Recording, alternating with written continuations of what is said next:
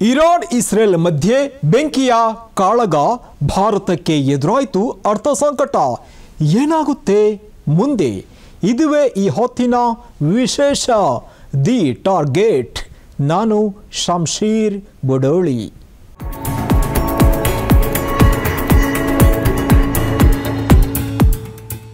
Iran ಹಾಗೂ Israel ನಡುವಿನ ಸಂಘರ್ಷ ದಿನೇ ದಿನೇ ತಾರಕಕ್ಕೆ ಏರ್ತಾ ಇದೆ ಇದರ ನಡುವೆ ಭಾರತ ತಟಸ್ಥವಾಗಿದೆ ಆದರೆ ಯುದ್ಧದ ಪರಿಣಾಮದಿಂದಾಗಿ ದಿನಗಳೆದಂತೆ ಭಾರತಕ್ಕೆ ಆತಂಕ ಹೆಚ್ಚಾಗ್ತಾ ಇದೆ ಭಾರತ ಎರಡೂ ರಾಷ್ಟ್ರಗಳ ವಿಚಾರದಲ್ಲಿ ತನ್ನ ನಿಲುವನ್ನು ತಟಸ್ಥವಾಗಿರಿಸಿದೆ ಯಾವುದೇ ದೇಶಕ್ಕೆ ಬೆಂಬಲ ಸೂಚನೆ ಮಾಡಿದರೂ ಅಥವಾ ಈ ಬೆಂಬಲ ಕೊಟ್ಟರೂ ಅಷ್ಟೇ ಯುದ್ಧ ನಡೆದರೂ ಅಷ್ಟೇ ಭಾರತಕ್ಕೆ ಒಂದು ರೀತಿಯಲ್ಲಿ ಆರ್ಥಿಕ ಹೊಡೆತ ಆಗುವುದು ಖಂಡಿತ ಎನ್ನುವಂತಹ ಪರಿಸ್ಥಿತಿ ಸದ್ಯ ಇರುವಂಥದ್ದು ಹೀಗಾಗಿ ಒಂದು ರೀತಿಯಲ್ಲಿ ಜಾಗತಿಕವಾಗಿ ಈ ದ್ವೇಷಮಯ ವಾತಾವರಣ ಈ ಜಾಗತಿಕ ಅರ್ಥವ್ಯವಸ್ಥೆಯ ಕತ್ತನ್ನು ಹಿಸುಕಲಾರಂಭಿಸಿದೆ ಇಸ್ರೇಲ್ ಇರಾನ್ ನಡುವಿನ ಸಂಘರ್ಷ ದಿನದಿಂದ ದಿನಕ್ಕೆ ಗಂಭೀರವಾಗ್ತಾ ಸಾಗ್ತಾ ಇದ್ದು ಅತ್ತ ಬಂಗಾರ ಇತ್ತ ಕಚ್ಚಾ ತೈಲ ದರ ಒಮ್ಮೆಲೆ ಏರಿಕೆಯಾಗಿ ಷೇರುಪೇಟೆ ರೂಪಾಯಿ ಕುಸಿದಿದ್ದು ದೇಶದ ರಫ್ತು ವಹಿವಾಟು ಏರುಪೇರಾಗುವಂತಹ ಭೀತಿ ಎದುರಾಗಿದೆ ಇರಾನ್ ಇಸ್ರೇಲ್ ನಡುವಿನ ಯುದ್ಧದಿಂದಾಗಿ ಭಾರತದ ಮೇಲೆ ಯಾವ ರೀತಿ ಪರಿಣಾಮ ಬೀರುತ್ತೆ ಈ ಕುರಿತಾಗಿ ನಾವು ಕೆಲವೊಂದು ಮಾಹಿತಿಗಳನ್ನು ಸ್ಥೂಲವಾಗಿ ನೋಡ್ತಾ ಹೋಗೋಣ ಜೂನ್ 14ರಂದು ಕಚ್ಚಾ ತೈಲ ದರ ಬ್ಯಾರೆಲ್ ಒಂದಕ್ಕೆ ಈಗಿರುವ $60 ಮಟ್ಟದಿಂದ $75ಗಿಂತ ಹೆಚ್ಚಳವಾಗಿದೆ ಬಂಗಾರ ಪುಟಿದೆದ್ದು 10 ಗ್ರಾಂ ಒಂದಕ್ಕೆ ಮತ್ತೆ 1 ಲಕ್ಷ ರೂಪಾಯಿಗೆ ರೀಚ್ ಆಗಿದೆ ಇದೇ ಸಂದರ್ಭದಲ್ಲಿ ಮುಂಬೈನ ಷೇರುಪೇಟೆಯಲ್ಲಿ BSE 30 ಷೇರು ಸೂಚ್ಯಾಂಕ 573.38 ಅಂಶ ಇಳಿಕೆಯಾಗಿದೆ NSEದಲ್ಲಿ ನಿಫ್ಟಿ 50 ಸೂಚ್ಯಾಂಕ 169.60 ಅಂಶ ಇಳಿಕೆಯಾಗಿ 25,000 ಮಟ್ಟಕ್ಕಿಂತ ಕೆಳಗೆ ಇಳಿದಿರುವಂಥದ್ದು ರೂಪಾಯಿ ಡಾಲರ್ ವಿರುದ್ಧ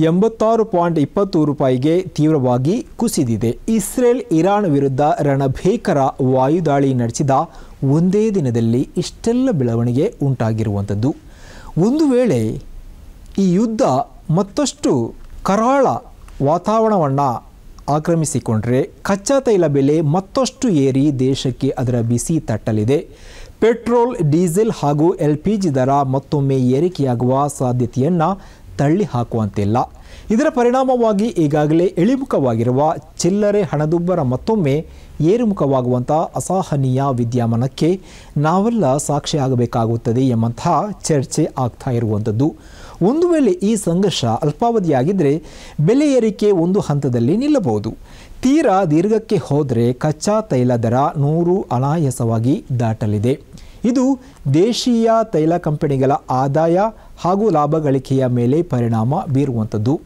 ಇಲ್ಲಿ ನಾವು ಆತಂಕದಿಂದ ಗಮನಿಸಬೇಕಾದ ವಿದ್ಯಮಾನ ಅಂದರೆ ರೂಪಾಯಿ ಕುಸಿತ ಇರಾನ್ ಇಸ್ರೇಲ್ ಪರಸ್ಪರ ದಾಳಿಯ ಪರಿಣಾಮವಾಗಿ ಡಾಲರ್ ವಿರುದ್ಧ ರೂಪಾಯಿ ಒಂದೇ ದಿನಕ್ಕೆ 48 ಪೈಸೆಯಷ್ಟು ಇಳಿಕೆಯಾಗಿದೆ ಇದು ಇನ್ನಷ್ಟು ಕುಸಿತ ಆದರೆ ಕಚ್ಚಾ ತೈಲ ಮತ್ತಿತರ ಉತ್ಪನ್ನಗಳ ಆಮದು ದುಬಾರಿಯಾಗುತ್ತೆ ಹೀಗಾಗಿ ಅಂತಾರಾಷ್ಟ್ರೀಯ ವಾಣಿಜ್ಯ ಕೊರತೆ ಹೆಚ್ಚಾಗುತ್ತೆ ಇದೇ ಪರಿಸ್ಥಿತಿ ಮುಂದುವರೆದರೆ ಹಣದುಬ್ಬರ ಹೆಚ್ಚಳಕ್ಕೆ ಹಾದಿ ಸುಗಮವಾಗಲಿದೆ ಎಂಬಂತಹ ಅಭಿಪ್ರಾಯ ಕೇಳಿ ಬರ್ತಾ ಇದೆ ಇನ್ನು ಬಂಗಾರದ ಹೊಳಪು ಇನ್ನಷ್ಟು ಹೆಚ್ಚುವಂತಹ ಕಾಲ ಯುದ್ಧ ಸದೃಶ ವಾತಾವರಣದ ಹಿನ್ನೆಲೆಯಲ್ಲಿ ಜಾಗತಿಕ ಮಟ್ಟದಲ್ಲಿ ಬಂಗಾರ ದರ ಔನ್ಸ್ ಒಂದಕ್ಕೆ $3.400ಗೆ ಏರಿಕೆಯಾಗಿದೆ ದೇಶೀಯ ಚೀನಿವಾಲ ಪೇಟೆಯಲ್ಲಿ 10 ಗ್ರಾಂ ಒಂದಕ್ಕೆ 1 ಲಕ್ಷ ರೂಪಾಯಿಗೆ ರೀಚ್ ಆಗಿದೆ ಮಲ್ಟಿ ಕಮಾಡಿಟಿ ಎಕ್ಸ್ಚೇಂಜ್ನಲ್ಲಿ ಬಂಗಾರ ಆಗಸ್ಟ್ ವಾಯದ ದರ 10 ಗ್ರಾಂಗೆ 1 ಲಕ್ಷ ರೂಪಾಯಿಗೆ ಏರಿಕೆಯಾಗಿ 98,392ರಲ್ಲಿ ಮುಕ್ತಾಯಗೊಂಡಿರುವಂಥದ್ದು ಅಕ್ಟೋಬರ್ ಗುತ್ತಿಗೆ ದರ ಕೂಡ 1 ಲಕ್ಷ ರೂಪಾಯಿಗೆ ತಲುಪಿ 99,000 ರೂಪಾಯಿಯಲ್ಲಿ ಮುಕ್ತಾಯಗೊಂಡಿದೆ ಸದ್ಯದ ಜಾಗತಿಕ ಸಂಘರ್ಷಮಯ ವಾತಾವರಣದ ಪರಿಣಾಮವಾಗಿ ಉಂಟಾಗುವಂತಹ ಆರ್ಥಿಕ ಅತಂತ್ರ ಎದುರಿಸಲು ಹೂಡಿಕೆದಾರರಿಗೆ ಬಂಗಾರ ಅಂದರೆ ಚಿನ್ನ ಪ್ರಬಲವಾದಂತಹ ಹೂಡಿಕೆಯಾಗಲಿದೆ ಗೋಲ್ಡ್ ETF ಮೂಲಕ ಬರುವಂತಹ ಉತ್ತಮ ರಿಟರ್ನ್ಸ್ ಕೂಡ ಈ ಮಾತನ್ನು ಸಮರ್ಥನೆ ಮಾಡಿರುವಂಥದ್ದು. ಹೀಗಾಗಿ ಸದ್ಯ ಸಹಜವಾಗಿಯೇ ಬಂಗಾರದ ಮೇಲೆ ಹೂಡಿಕೆ ಹೆಚ್ಚಾಗ್ತಾ ಇದೆ. ಇನ್ನು ರೂಪಾಯಿ ದುರ್ಬಲ ಆಗಿರುವುದು ಕೂಡ ಬಂಗಾರ ದರದ ಮೇಲೆ ಪರಿಣಾಮ ಬೀರುತ್ತೆ. ಪ್ರಸಕ್ತ ಸಾಲಿನಲ್ಲಿ RBI ಸೇರಿದಂತೆ ವಿವಿಧ ಜಾಗತಿಕ ಬ್ಯಾಂಕುಗಳು ಸುಮಾರು 1000 ಟನ್ಗಿಂತ ಅಧಿಕ ಪ್ರಮಾಣದ ಬಂಗಾರ ದಾಸ್ತಾನು ಸಂಗ್ರಹಿಸಲು ಸಿದ್ಧತೆ ನಡೆಸ್ತಾ ಇದೆ ಎಂಬ ಮಾಹಿತಿ ಸಿಕ್ಕಿರುವಂಥದ್ದು. ಇನ್ನು ಹರಿಯಾಣ, ಪಂಜಾಬ್ನಿಂದ 30% ಅಥವಾ 35% ಬಾಸ್ಮತಿ ಅಕ್ಕಿ ಇರಾನಿಗೆ ರಫ್ತಾಗ್ತಾ ಇತ್ತು. ಸದ್ಯ ಇದಕ್ಕೆ ತಡೆ ಆಗುವಂತಹ ಸಾಧ್ಯತೆ ಎದುರಾಗಿದೆ. ಹಣದ ವಹಿವಾಟಿಗೆ ಇನ್ನೂ 6 ತಿಂಗಳು ಬೇಕಾಗಬಹುದು ಎಂಬ ಅಭಿಪ್ರಾಯ ತಜ್ಞರಿಂದ ಕೇಳಿಬಂದಿರುವಂಥದ್ದು. ಇನ್ನು gulf of Oman, red sea, Hormuz ಜಲಸಂಧಿಯಲ್ಲಿ ಸಬ್ಮರೀನ್ ಕೇಬಲ್ಗಳನ್ನು ಹಾಕಲಾಗಿದೆ. ಇದರಿಂದಲೇ 95% ಗ್ಲೋಬಲ್ ಇಂಟರ್ನೆಟ್ ಕಾರ್ಯನಿರ್ವಹಿಸುತ್ತದೆ. ಹೀಗಾಗಿ ಇವುಗಳಿಂದ ಸೌತ್ ಈಸ್ಟ್ ದೇಶಗಳಿಗೆ ಡಿಫೆನ್ಸ್ ಬ್ಯಾಂಕಿಂಗ್ನಲ್ಲಿ ಸಮಸ್ಯೆ ಉಂಟಾಗುತ್ತೆ.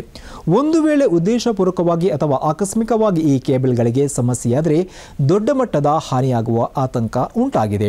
ಇನ್ನು ಇರಾನ್ ಪೋರ್ಟ್ನಲ್ಲಿ ಭಾರತ 80 ಬಿಲಿಯನ್ ಹೂಡಿಕೆ ಮಾಡಿದ್ದು ಆತಂಕ ಕೂಡ ಹೆಚ್ಚಾಗಿದೆ. ಇರಾನ್ ಮತ್ತು ಇಸ್ರೇಲ್ ನಡುವಿನ ಸಂಘರ್ಷ ಹೆಚ್ಚಾಗ್ತಾ ಇದ್ದು ಈ ಎರಡೂ ರಾಷ್ಟ್ರಗಳಿಂದ ಭಾರತ ಆಮದು ರಫ್ತನ್ನು ಹೊಂದಿದೆ.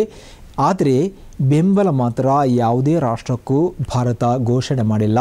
ಸದ್ಯಕ್ಕೆ ಉಭಯ ದೇಶಗಳ ನಡುವಿನ ಸಂಘರ್ಷದ ಹಿನ್ನೆಲೆಯಲ್ಲಿ ದೇಶೀಯ ಚಹಾ ರಫ್ತುದಾರರು ತಲೆ ಮೇಲೆ ಕೈ ಹೊತ್ತು ಕೂರುವಂತಾಗಿದೆ. ಯಾಕಂದರೆ ಭಾರತದ ಚಹಾಗೆ ಇರಾನ್ ಪ್ರಮುಖ ಮಾರುಕಟ್ಟೆ. ದೇಶೀಯ ಸಾಂಪ್ರದಾಯಿಕ ಚಹಾ ಉತ್ಪಾದನೆ ಇರಾನ್ನಿಂದ ಬರುವಂತಹ ಬೇಡಿಕೆಯನ್ನು ಅವಲಂಬಿಸಿರುವಂಥದ್ದು. ಪ್ರಸಕ್ತ ಸಾಲಿನ ಜನವರಿ-ಮಾರ್ಚ್ ಅವಧಿಯಲ್ಲಿ ಚಹಾ ರಫ್ತು 69.22 ದಶಲಕ್ಷ ಕೆಜಿಯಷ್ಟಾಗಿದೆ. ಕಳೆದ ವರ್ಷದ ಇದೇ ಅವಧಿಗೆ ಹೋಲಿಸಿದರೆ 2.5% ವೃದ್ಧಿಯಾಗಿದೆ. ಈಗಿನ ಬೆಳವಣಿಗೆಯ ಪರಿಣಾಮವಾಗಿ ಇರಾನ್ಗೆ ಭಾರತದಿಂದ ಚಹಾ ರಫ್ತಿಗೆ ಕೊಂಚ ಅಡಚಣೆ ಆಗುತ್ತೆ. ಮುಂದೆ ಸಂಘರ್ಷ ತೀವ್ರ ಆಗ್ತಾ ಹೋದಂತೆ ಚಹಾ ರಫ್ತು ಇಳಿಕೆಯಾಗುವಂತಹ ಸಾಧ್ಯತೆ ಇರುವಂತಹ ಅಭಿಪ್ರಾಯವನ್ನು ಮಾರುಕಟ್ಟೆ ತಜ್ಞರು ವ್ಯಕ್ತಪಡಿಸಿರುವಂಥದ್ದು. ಇದುವೇ ಸದ್ಯದ ಸ್ಪೆಷಲ್. ಮತ್ತೊಮ್ಮೆ ಹೊಸ ವಿಚಾರದೊಂದಿಗೆ ನಿಮ್ಮ ಎದುರು ಬರ್ತೀವಿ. ಅಲ್ಲಿಯವರೆಗೂ ನೋಡ್ತಾ ಇರಿ ಸನ್ಮಾರ್ಗ ನ್ಯೂಸ್, ಸುದ್ದಿಗಳ ಸಂತೆಯಲ್ಲಿ ಸತ್ಯದ ಮೊಂಬತ್ತಿ. ಸನ್ಮಾರ್ಗ ನ್ಯೂಸ್ ಚಾನೆಲ್ನ ಕಾರ್ಯಕ್ರಮವನ್ನ ನಿಮ್ಮ ಗೆಳೆಯರಿಗೆ, ಸಂಬಂಧಿಕರಿಗೆ ಕಳಿಸಿಕೊಡಬೇಕು. ಅವರಲ್ಲೂ ಸಬ್ಸ್ಕ್ರೈಬ್ ಮಾಡುವಂತೆ ಹೇಳಬೇಕು. ನಿಮ್ಮ ಮನೆಯವರಲ್ಲೂ ಹೇಳಬೇಕು. ಸುದ್ದಿಗಳ ಸಂತೆಯಿಂದ ಸತ್ಯದ ಸುದ್ದಿಯನ್ನ ಹೆಕ್ಕಿಕೊಡುವ ನಮ್ಮ ಪ್ರಯತ್ನ ಮುಂದುವರಿಯಬೇಕಾದ್ರೆ ನೀವು ಇಷ್ಟನ್ನಾದರೂ ಮಾಡಲೇಬೇಕು. ನೀವು ಶಕ್ತಿಯನ್ನು ಕೊಡಿ, ನಾವು ಸತ್ಯವನ್ನ ಕೊಡ್ತೇವೆ. Thank you.